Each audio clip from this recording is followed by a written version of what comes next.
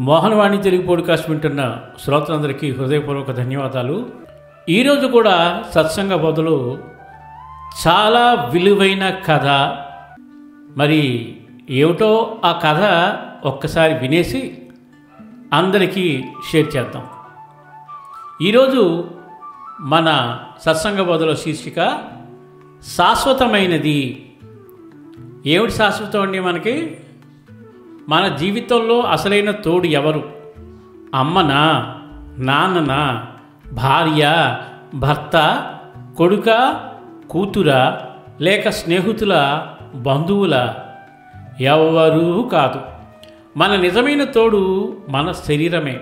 మన శరీరము మనకు సహకరించని రోజున మన దగ్గర ఎన్ని కోట్లున్నా, ఎంతమంది డాక్టర్లున్నా, జనాలున్నా ఏమీ చెయ్యలేరు. ఒక్కసారి మన శరీరం స్పందించడం ఆగిపోతే ఎవ్వరూ మన దగ్గర ఉండరు. మన ఆత్మ, మన శరీరం మాత్రమే జననం నుండి మరణం దాకా కలిసి ఉంటారు. ఈ శరీరమే ఆత్మ అసలైన ఇల్లు.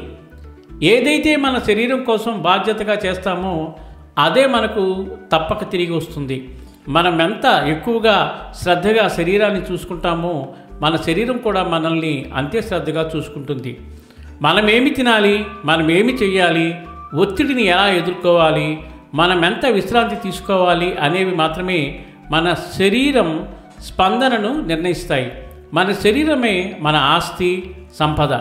వేరే ఏది కూడా దీనికి తొలతూగదు. మన శరీరం మన బాధ్యత.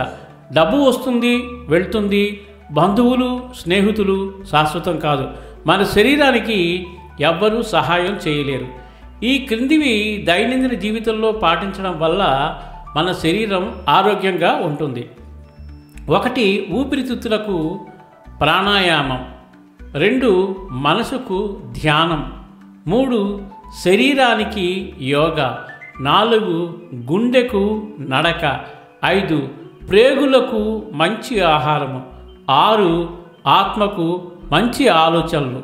7. సమాజం కోసం మంచి పనులు. ఇంత చక్కటి విషయాన్ని మనకి చాలా గట్టిగా చెప్పిన మన రచయిత శ్రీ యలవర్తి శేఖర్ రాజు గారికి మోహనవాణి మరియు మోహనవాణి శ్రోత తరపున హృదయపూర్వక ధన్యవాదాలు తెలియచేసుకుంటూ, ఈరోజు నుంచి ఈ కథలో ఉండే విషయాన్ని గ్రహించి అందరం కూడా మన శరీరం ఆరోగ్యం కాపాడుకుంటూ సంతోషంగా ఉందాం. సర్వేజన సుఖినో భవంతు, లోకా సమస్త సుఖినో భవంతు.